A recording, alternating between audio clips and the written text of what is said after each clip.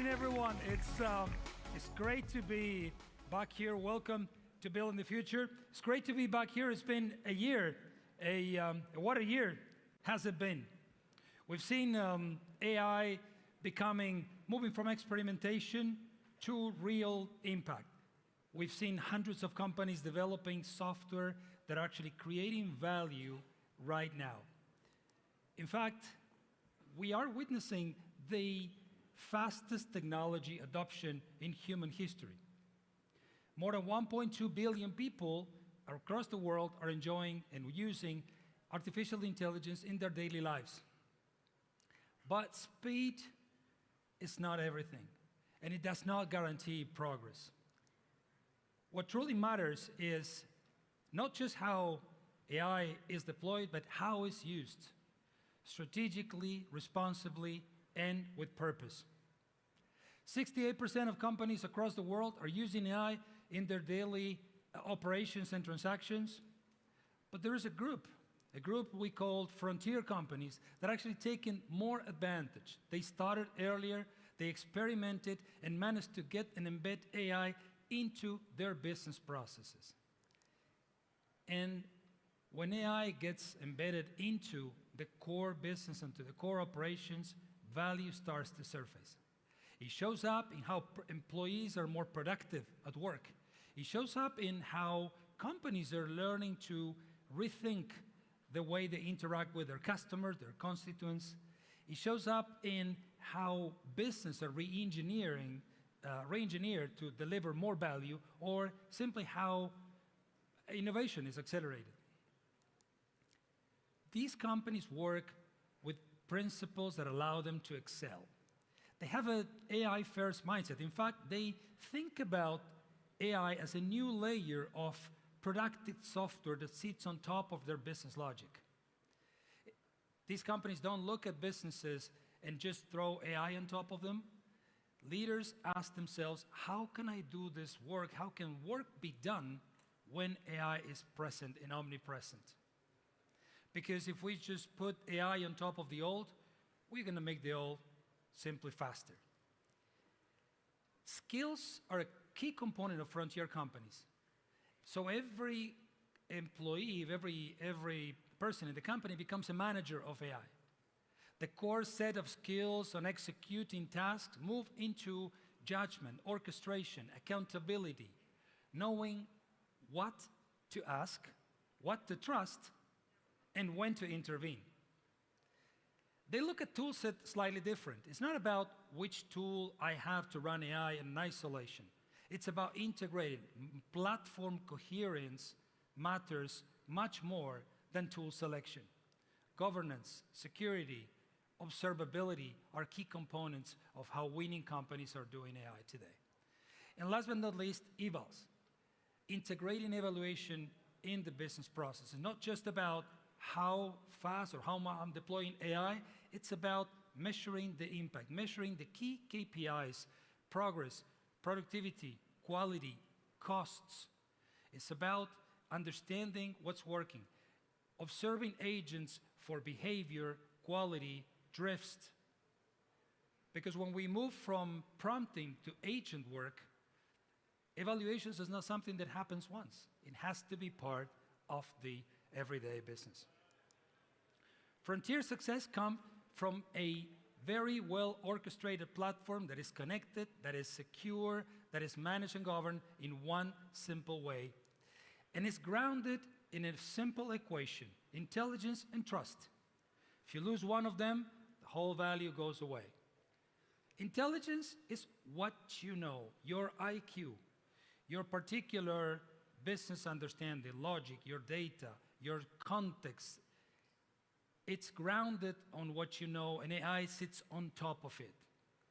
Because models can be commoditized, but your intelligence and differentiation cannot. A few months ago, 3-4 months ago, we really wanted to get our hands into GPT 5.2. Then a month later, we saw Gemini 3. Then now is Claude. Next month will be something else.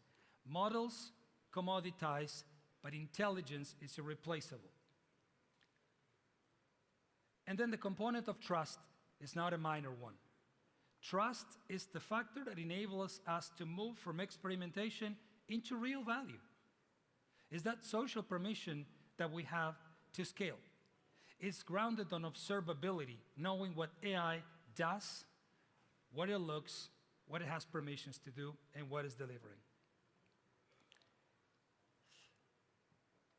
Our family of copilots have been empowering everyone in the world. We are working at school, at home, and of course at work, touching all high domains of knowledge, from scientists to security professionals, from the developers to consumers, and of course, information workers. We're updating our Copilot, M365 Copilot in the information work to move from give us answers to executing tasks, to become that real coworker that we will all be waiting for. Copilot agents bring the power of agents exactly where the work happens. To work, to Word, to Excel, to PowerPoint, we'll be able to run complex tasks and long-term tasks right from where we are used to work. We've been working with Anthropic really hard to get their models and intelligence into Copilot Cowork to bring long-term pervasive tasks, now declaring intent, and Copilot will go through our tools, will go through our data, will go through our information, and will give us feedback on what's happening, allowing us to steer, change, monitor, and of course, enjoy the outcome. But to show you a little bit more in action, I have my good friend Serge. Good morning, Serge. Good morning. Good morning, everyone. Thank you. All right, so I was asked how I could use Copilot agent mode to create a big event like this one. So I'm going to do a quick demo, and I'm going to start with Excel. So we are in Excel, and I already have Copilot open, and I'm going to press here on Auto and select Cloud, which is the latest model of Anthropic. And I'm going to ask, build an event tracker for 7,000 users. So it's attendees, it's a lot of people. And I'm going to select this file, which is a file with a lot of data that was shared by the team. So let's go. And we can see that this is a blank file, right? And actually what Copilot is doing is looking into the data, and it's already doing some work for me. So we can see on the bottom, it's already created dashboard, the speakers, the customers, and it's still looking. So on the right side, we can see how it's reasoning. And on the left side, on the screen, we can already see that it's doing things for me. So here we go. And again, I don't have to do anything, right? So I just point to the file, and it's going to understand how we can restructure this information into this one. So this saves me a lot of time, obviously. And on the right side, we can see a summary of what you've done, so I can understand how was the thinking done and how the file work. So from here, I can share this file to my team, and I can start, obviously, working on the event. So next, I'm going to use a Word document, a template. And a template file, normally, you have to compare two files and to start to fill this file. So instead of that, I want to win a lot of time. I'm going to use Copilot again. I'm going to type fill the template with, and I'm going to use /event. Obviously, you could go with the old-fashioned and press on plus and go through the Explorer, but I know the file name, so I'm going to type this one and launch. And you can already see Copilot working for me. So typically, when you ask something to AI, it gives you a suggestion, something to copy, and right now it's actually working for me, so I don't have to do anything else. Obviously, I can review at the end, and I can still continue to interact with Copilot at the end, and sorry, to ask more things if I need so. And to finish, I'm going to PowerPoint. And in PowerPoint, I'm going again to select the latest model of Cloud, which is already available in Office. And I'm going to type create a presentation about how to create a big event, so I can present this to the team. With a small switch, I'm going to ask to keep a small space on the first slide for a photo of the team of this session.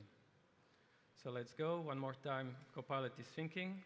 You can go to the web, or you can go internally to your company and look for internal templates, logos, colors that you want to use. And you can already see that he created a bunch of slides, so 9 slides, we could ask for more. It's just an interaction. So you interact with Copilot all the time until you get what you want. So let's look at the slides quickly. That looks, I think, amazing. At least it would take me a lot of time to do something similar. So let's go back to the first slide. And as promised, he spares some space for the first picture that I asked. So now I can simply copy past the picture that I want. So let's do that. And there we go. And let's go to presentation mode. And that's it. So enjoy the day. Thank you. And thank you, Andres. Back to you. Don't we look good? Don't we look good there? Thank you, Serge. So for agents to actually deliver real work, they need to be grounded in enterprise reality, not just in general knowledge. We're bringing together the layer of the IQs, putting together all the company's knowledge in and exposing it for agents to be created and managed. Work IQ understands collaboration signals, understands intent, relationships. In other words, understands how human collaboration is happening, allowing agents to work on where the work really, on what really matters, where the work really happens, not in the information we have. Fabric IQ will pick up unstructured and operational data, analytical data, all sort of information, and model how the business works. So agents can be grounded in how the real business operates, not just what people might be saying. And last but not least, Fabric IQ, Foundry IQ will make sense of their business context, will understand policies, history, context, and expose that to the agents so they understand how the enterprise knowledge and where it is, and work based on that instead of hallucinations. And to rule them all, to bring that governance and security, we're introducing Agent 365. Good morning, João Victoria.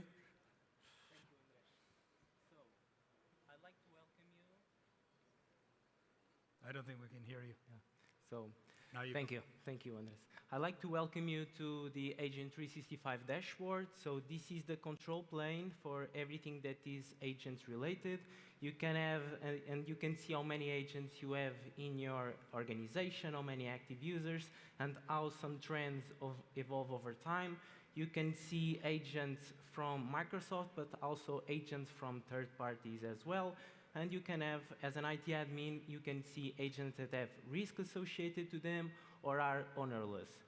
So, and if I go again to here, and we can go explore all agents, this is all powered by Entra in the background, and you can see every agent that you have in your organization, as well as some metrics related to it. Since I'm an IT admin, I will check agents that have risk, and I will see this Java support agent. When I click an agent, I can have a quick overview of what this agent is, what is the data and tools that they access, OneDrive, SharePoint, wherever. I can also see security and compliance policies associated with this agent, as well as risk associated to it. I can see the permissions that this agent has behind it, and I can take some action to these permissions right from this portal. And since I don't like what this agent is doing and the risk that is involved, I will block it, and now anyone in the organization can't access it anymore. If I go to requests, I can also see requests that people made in my organization to make these agents available to everyone. Once again, I can open it, I can see an overview, I can see data and tools, policies, and permissions associated with them. If I'm okay with it, I can then publish it or reject it in the whole organization. Last thing that I want to show you is the map. So I'm a very visual guy, and this makes real sense to me. So I can quickly see how this agent connects with other agents, and I can see the agent sprawl on my organization. And if I then open the agent, I can see some more stats about these agents, like activity in the past days, which is the users that use it more, and some other stuff. So thank you, Andres. Back to you. Thank you. Thank you, João.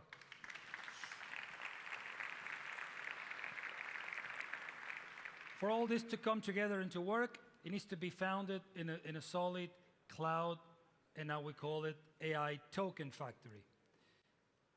AI is no longer a feature.